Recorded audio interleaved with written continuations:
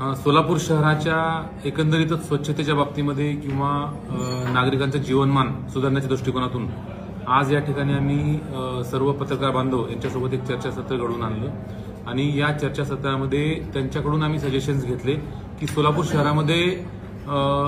एक स्वच्छ सोलापूर, सुंदर सोलापूर, त्याचप्रमाणे राहण्यायोग्य सोलापूर कसं करता येईल, तर त्या दृष्टिकोनातून त्यांचे आम्ही सजेशन्स घेऊन त्या दृष्टीनं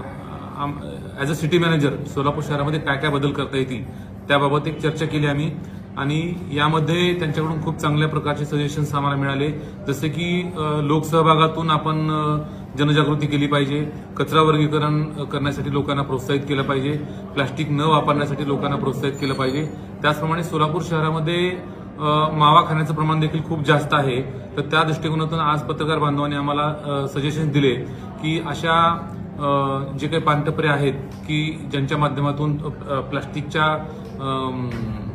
तुकड्यामध्ये किंवा पाऊचमध्ये मावा दिला जातो आणि हाच मावा खाऊन नंतर रस्त्यावरती संपूर्णतः लोक थुंकतात, तर अशा लोकांवरती त्याचप्रमाणे त्या पानटपऱ्यावरती देखील कारवाई झाली पाहिजे. तर निश्चितपणे याच्यामध्ये कायदेशीर तरतुदी बघून आम्ही पुढील 2-3 दिवसांमध्ये याचं नोटिफिकेशन काढू आणि सोलापूर शहरामध्ये जे काही घाण होते तर त्याला आम्ही निर्बंध लावण्यासाठी प्रयत्न करणार आहे. 100 दिवसाच्या कार्यक्रमामध्ये आता 15 दिवस झाले, 15 दिवसात आणखी कुठले कार्यक्रम झाले? 100 दिवसाच्या माननीय मुख्यमंत्री महोदयांनी जो काही आम्हाला शेड्यूल दिलेला आहे त्याच्यामध्ये ऑफिस स्वच्छता असेल किंवा जे काही क्षेत्रीय भेटी असतील त्या दृष्टिकोनातून आम्ही जे 7 मुद्दे दिलेले आहेत तर त्याच्यामध्ये सर्व महापालिकेतील जे अधिकारी कर्मचारी आहेत ते कामाला लागलेले आहेत आणि स्वच्छता मोहीम जी आहे ही तर आम्ही अगोदरच सुरू केली होती, परंतु या 100 दिवसाच्या मोहिमेमध्ये आणखीन जास्त ही स्वच्छता मोहीम त्याचप्रमाणे कारवाया तीव्र केलेल्या आहेत. आजच्या बैठकीतून जे पत्रकार बांधवांनी आम्हाला सजेशन दिले त्याच्यामध्ये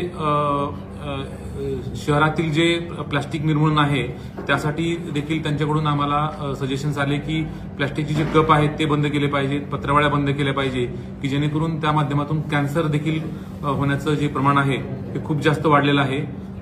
मला काही पत्रकारांनी आज सजेशन्स असे दिले की जे कप आहेत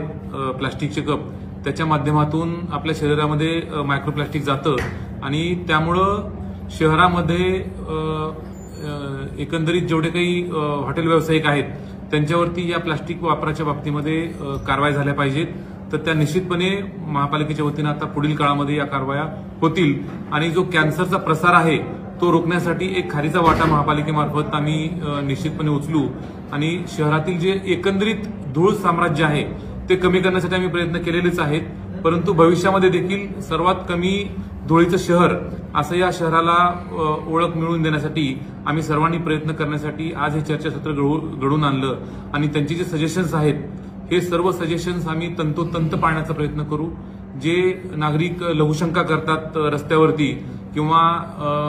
ओपन म्हणजे उघड्यावरती शौचास बसतात अशा नागरिकांवरती देखील आम्ही कारवाई आता तीव्र करणार आहेत. त्याचप्रमाणे पत्रकार बांधवांकडून आज आम्हाला असे देखील सजेशन्स आले की जे सार्वजनिक शौचालय आहेत किंवा ई टॉयलेट्स आहेत ते सुस्थितीमध्ये नाहीयेत, तर त्या दृष्टीनं देखील या वर्षीच्या बजेटमध्ये माननीय आयुक्त महोदयांना आम्ही विनंती करून खूप चांगल्या प्रकारचे अद्ययावत असे टॉयलेट्स रस्त्याच्या दुतर्फा नागरिकांना किमान एक 500 मीटर किंवा 1 किलोमीटरच्या अंतरावरती असे टॉयलेट्स मिळेल अशा पद्धतीने नियोजन करण्याचा प्रयत्न करू. आता बजेटची तरतूद किती होईल त्या दृष्टीनं हे पूर्णत्वास जाणार आहे, परंतु आम्ही निश्चितपणे आपल्या जे सजेशन्स आहेत त्या सजेशन्सचा मान ठेवून सर्व शहरामध्ये एक शौच आणि टॉयलेटसाठी किंवा लघुशंकेसाठी जे काही जाळं आहे ते करण्याचा प्रयत्न करू. एका बांधवाने आम्हाला असं सांगितलं की राईट टू पी हे मोहीम आपण राबवा, तर राईट टू पी मोहीम आम्ही निश्चितपणे पुढच्या महिन्यामध्ये